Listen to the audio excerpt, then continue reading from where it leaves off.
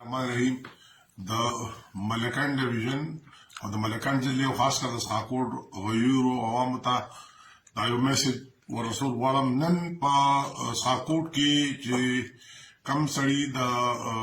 لیوي هغه افسر چې چا د ملزمان انټروګیټ کړي او د چا متعلق دا چا تصویر چې وایرل شوی و چې وی آی پی پروتوکول ورکړو شاهي ملمانه جوړو هغه پریس کانفرنس کړی او دغه پریس کانفرنس د دې خبرې غټ ثبوت دی چې دا کوم دوه ملزمان چې دي نو دا د ملکند ډیویژن د ډیپټي کمشنر او د جرایم پیشه یعنی چا چې محمد زاده شهید کړی دی دا په ګډ جوړ باندې دا ملزمان دي ته والی شوي ډیره د شرم خبره ده چې موجوده ډیپټي کمشنر هم داسې یو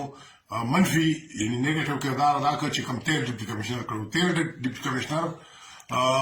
سازش کو او د وهاب د ساکوټ د پوسټ انچارج یا د تانه د مشر پلاسي محمد زاده شهید کو د جرایم پیشه سره ګډ جوړ کو او کوم موجوده ډیپټي کمشنر چې نو هغه په د پاسه چې کوم دی نور دا هغه ریکارډ مات کو او دا کم واسه شله کړی چې روانه کا د انویسټیګیشن دا تفتیش دا جاري تفتیش او دا کوم پریس کانفرنس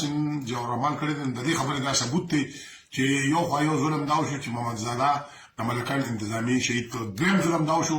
چې دا موجوده ډیپټي کمشنر د مجرمانو سره د ملزمانو سره د جرایم پیشه سره د منشیات فروشو سره د غواکارو سره ګډ جوړو کو دا دوه کسان په ګډ جوړ باندې هغه ته حواله کړی شو امن جرګه په دې باندې چې کوم انتهایی د تشویش کار دا او انتهایی د افسوس خبر دا بلکې شرم مقام دی چې د ملکند ضلع دوه ذمہ دار ران افسران یو تیر ډیپټي کمشنر یو موجوده هغه داسې یو کردار ادا کوي چې کوم په داسې ماحول کې